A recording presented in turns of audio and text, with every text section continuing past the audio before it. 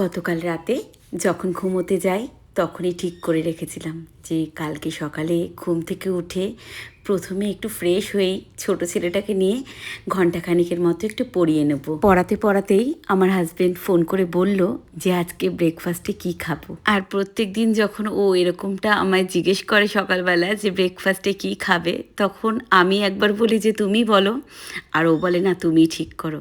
তারপরে তোমাদের দাদাভাই বলল তাহলে আজকে চাউমিন বানাও, একদম নর্মালভাবে। মানে তোমাদের দাদাভাই এটাই বোঝাতে চাইলো যে আলু পেঁয়াজ টমেটো ডিম দিয়ে নর্মালভাবে, যেটা মানে আমরা স্কুলে খেতাম টিফিনের সময়, সেই চাউমিনটাই না বেশি পছন্দ করে। অনেক সময় আমরা যে আমি তো ভীষণভাবে অ্যাড করি ভেজিটেবলস চাউমিনে, যেমন ক্যাপসিকাম গাজর বিনস সব কিছু, ক্যাবেজ থাকলে ক্যাবেজও একটু দিয়ে দিই। তোমাদের দাদাভাই কিন্তু অত ভেজিটেবলস দিলে একদম পছন্দ করে না খেতে, এমনকি চাউমিনে যে বাদাম ভেজে দিলে পছন্দ সেটাও নয়। তাই একদম প্লেনভাবে বানিয়েছিলাম। আর কালকের চাউমিনটা কিন্তু এরকমভাবে বানিয়ে বেশ ভালোই লাগছিল খেতে। আমি তো এদিকে ব্রেকফাস্ট বানাতে চলে এসেছি, ছোটো ছেলেটাকে কিন্তু টাস্ক দিয়ে এসেছি, বলেছি এটা কমপ্লিট হলে তারপরে তুই ব্রেকফাস্ট পাবি।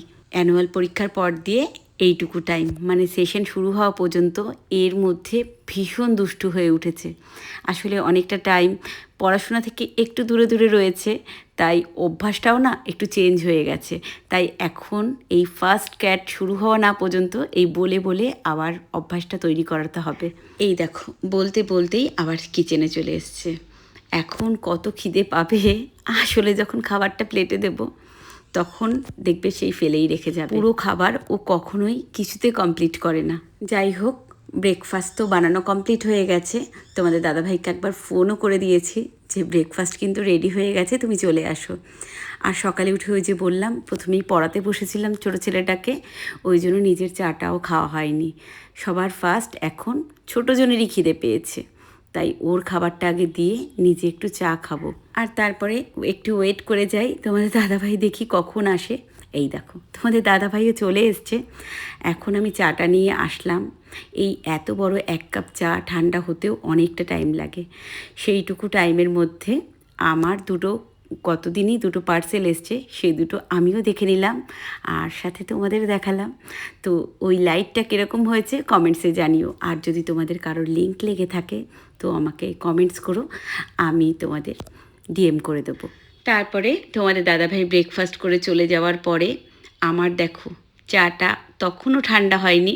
তারপরে আমি আস্তে আস্তে চাটা খাচ্ছি আর একদিকে ব্রেকফাস্ট করব। আর ওদিকে মনের মধ্যে চিন্তাভাবনাও চলছে যে লাঞ্চে কি বানাবো। তারপরে কিছু জিনিস অর্ডারও করার ছিল, বলতে পারো এটুকু টাইমই আমার একান্তই নিজের। তোমরাও সবাই খুব ভালো থেকো। তোমাদের সাথে তাহলে আমার আবার দেখা হচ্ছে আমার জীবনের নতুন কোনো একটা গল্পের সাথে।